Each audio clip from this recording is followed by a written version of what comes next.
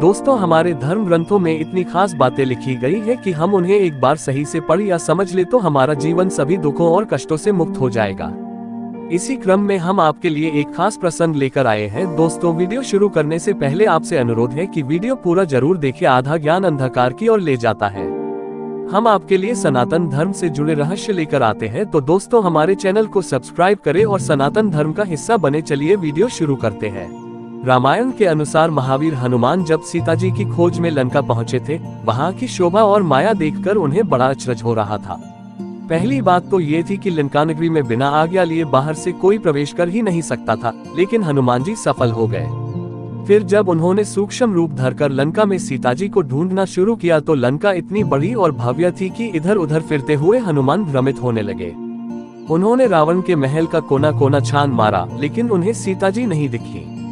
रामायण के प्रसंगों का जिक्र करते हुए पंडित रामचंद्र जोशी बताते हैं कि एक जगह हनुमान को जब विभीषण का घर दिखा तो उन्हें अचरज हुआ। दरअसल राक्षस होने के बावजूद विभीषण भगवान विष्णु के भक्त थे। हनुमान जी को उनके घर की चार दीवारों पर ईश्वरीय मुद्राओं के निशान दिखे थे।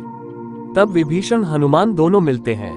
विभीषण ही हनुमान जी को संकेत देते हैं कि सीता जी को रावण ने अशोक वाटिका में बंधक बना रखा है। विभीषण द्वारा दिए संकेत के अनुसार हनुमान जी अशोक वाटिका की चारदीवारी के पास जा पहुंचे। वहां भयानक और सशस्त्र राक्षसों का पहरा था। उनसे बचने के लिए हनुमान जी ने एक बहुत छोटे से वानर का रूप धरा और वाटिका के अंदर एक पेड़ पर जा चढ़े। अशोक वाटिका में हनुमान जी जब घुसे तो उन्हें राक्षसियों के झुंड के बीच विशाल पेड़ के नीचे एक दिव्यजन्मा स्त्री नजर आई, जो केसरिया वस्त्र पहने हुए थी। उनके मुख पर तेज था। वह स्त्री सीता जी ही थी। हनुमान जी ने जब अशोक वृक्ष के नीचे सीता जी को देखा तो खुशी के आंसू आ गए। वाल्मीकि रामायण के अनुसार पहली बार हनुमान जी ने जिस पेड़ के नीचे सीता जी को देखा वो सिनसुपा था। कुछ लोग सिनसुपा को शीशम का पेड़ बताते हैं। अक्सर हम जिसे अशोक समझकर घर पर लगाते हैं, वह अशोक नहीं अपितु नकली अशोक पोलियाटिया लॉन्गिफोलिया है। अशोक को घर के आसपास लगाना शुभ माना गया है, पर हम वास्तविक अशोक को भूल गए हैं।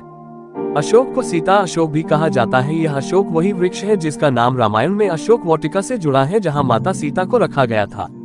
सार का अशोक का पेड़ शाब्दिक रूप से फलिया परिवार के डेटारियोइडिया उपपरिवार से संबंधित एक पौधा है। ये भारतीय उपमहाद्वीप और आसपास के क्षेत्रों की सांस्कृतिक परंपराओं में एक महत्वपूर्ण वृक्ष है। इसे कभी कभी गलत तरीके से सारका इंडिका के रूप में जाना जाता है। अशोक के पेड़ का फूल भारतीय राज्य ओडिशा का राज्य फूल है।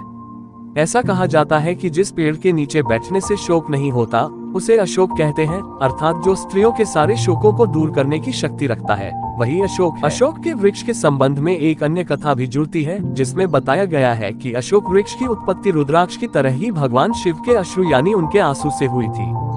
धार्मिक ग्रंथों के अनुसार रावण ने जब अपने कष्टों से मुक्ति पाने हेतु भगवान शिव को प्रसन्न करने के लिए शिव जी का तांडव स्तोत्र गाया, तब ही भगवान शिव ने भी तांडव करना आरंभ किया। ऐसे में सृष्टि पर कोई संकट न आए, इसलिए सभी देव भगवान विष्णु के पास गए और उनसे प्रार्थना करने लगे।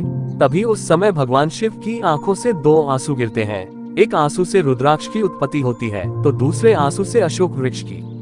इसलिए भगवान शिव के आंसू से उत्पन्न ये दोनों ही चीजें यानी रुद्राक्ष और अशोक का पेड़ एक प्रकार से सभी कष्टों का निवारण करने हेतु बहुत उत्तम है।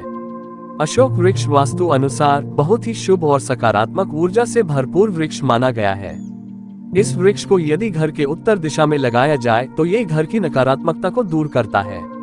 घर में अगर किसी भी प्रकार का कोई वास्तु दोष है तो यह अशोक का वृक्ष लगाने से घर के सभी दोष दूर हो जाते हैं और घर में सकारात्मक ऊर्जा का भी प्रवाह होता है। अशोक के वृक्ष को घर में लगाने से सुख समृद्धि का आगमन होता है तथा अशोक का वृक्ष आपके घर में होने वाली किसी की भी अकाल मृत्यु के भय को समाप्त करता है।